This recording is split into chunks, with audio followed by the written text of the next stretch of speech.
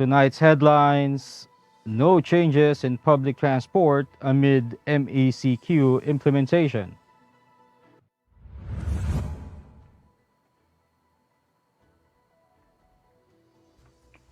PhilHealth suspend payment of claims under probe. Coronavirus cases in the country at 1,807,800. Philippines receives 739,200 donated Sinopharm doses.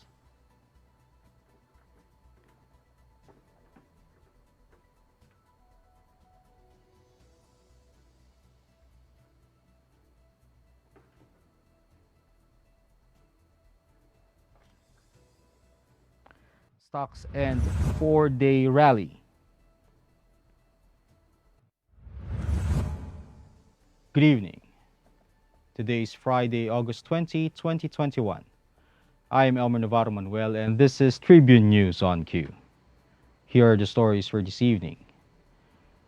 The Department of Transportation said Friday there will be no changes in the supply and capacity of public transportation as the National Capital Region, Laguna, and Bataan shift from enhanced community quarantine to modified ECQ. The DOTR said that in the road transport sector, public utility buses and jeepneys are allowed to operate at 50% maximum capacity on a one-seat apart rule. It said that there will be no standing passengers and only one passenger is allowed to be seated on the driver's row, and added that motorcycle taxi services and transport network vehicle service operations are also allowed. In the railway sector, the DOTR said operations of the Philippine National Railways LRT-1, LRT-2, and MRT-3 will continue during the MECQ period. The Philippine Health Insurance Corporation said it will be suspending the payment of claims of hospitals and healthcare institutions or providers that are subject of investigations. PhilHealth issued circular number 2021-0013 providing the guidelines on the issuance of temporary suspension of payments of claims as preventive measure against healthcare providers that are subject of investigation.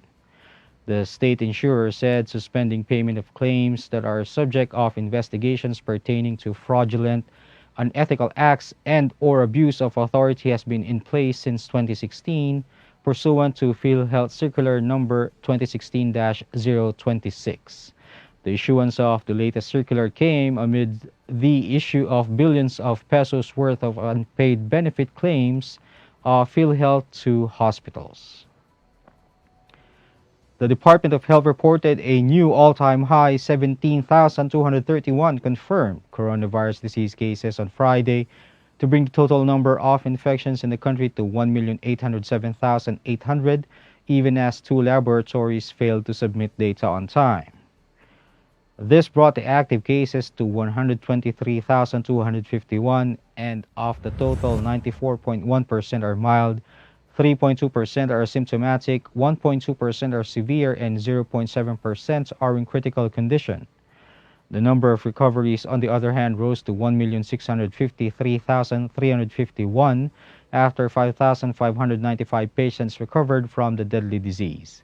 The death toll now stands at 31,198, following 317 fatalities recorded. Data from the DOH also showed that 73% of the intensive care unit beds nationwide are in use, while 52% of the mechanical ventilators are occupied. Tribune News on Q will be back after these reminders.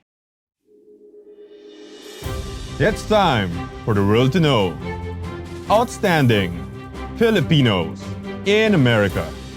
The 11th Outstanding Filipinos in America Awards 2021. A salute to the heroes of coronavirus. Coming back live in person at the Carnegie Hall in New York City, home of the TOFA Awards since 2011.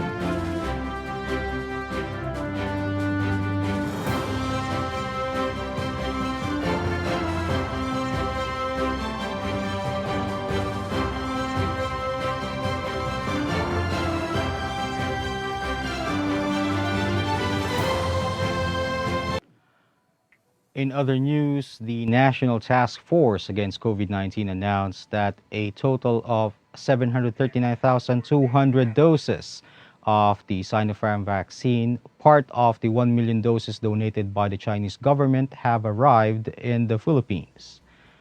The vaccines landed at the Ninoy Aquino International Airport Terminal 2 at 5:55 p.m., and no less than Department of Health Secretary Francisco Duque III welcomed the vaccines. As of August 12, a total of 12,282,006 Filipinos have been fully vaccinated against COVID-19. The government is targeting to inoculate at least 70 million Filipinos before the year ends to achieve herd immunity. State Weather Bureau Pagasa announced that Tropical Depression Isang maintains its strength while traversing the Philippine Sea. According to its 5 p.m. weather bulletin, Isang was last estimated at 890 kilometers east of extreme northern Luzon, with maximum sustained winds of 55 kilometers per hour near the center and gustiness of up to 70 kilometers per hour. It is moving west-northwestward at 15 kilometers per hour, and Pagasa said Isang is expected to intensify into a tropical storm on Saturday afternoon before again weakening into a tropical depression by Monday. It may exit the Philippine area of responsibility on Sunday morning or afternoon. And in business, the local stock barometer ended the week in the negative territory due to correction, but the peso gained against the US dollar. The Philippine Stock Exchange Index lost 85.29 points or 1.27% to 6,633.22 at the closing bell. The broader all shares index was down by 17.91 points or 0.43% to 4,123.72. Rizal Commercial Banking Corporation Chief Economist Michael Ricafort attributed the negative close of the main index to the rise in COVID-19 cases in the country, due partly to the Delta variant and its impact on the quarantine classification. Volume totaled 2.04 billion shares, amounting to 6.3 billion pesos. Advancers led decliners at 113 to 78, while 47 shares were unchanged. Meanwhile, the peso ended the week up against the US dollar at 50.37 from 50.55 a day ago. That wraps up the stories tonight.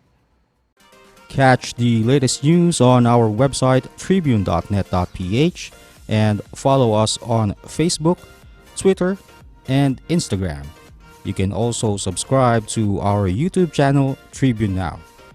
You can also download the Daily Tribune app on Apple Store for iOS users and Google Play for Android users to get the latest and most comprehensive news online. Daily Tribune is also inviting everyone to join its community Viber Katribu to get updates on the freshest and hottest news and entertainment stories of the day. Tarcito emoticons are also available on our community Viber. Just click on the link in this video to join. And before we go, we would like to thank the SM Store, Araneta City, Department of Tourism and Overseas Community Affairs Council member Alan Lin of the Republic of China for their continued support. Again, this is Elmer Navarro Manuel and you're watching Tribune News on Q. Stay safe, stay healthy, and stay at home. Good night, and God bless us all.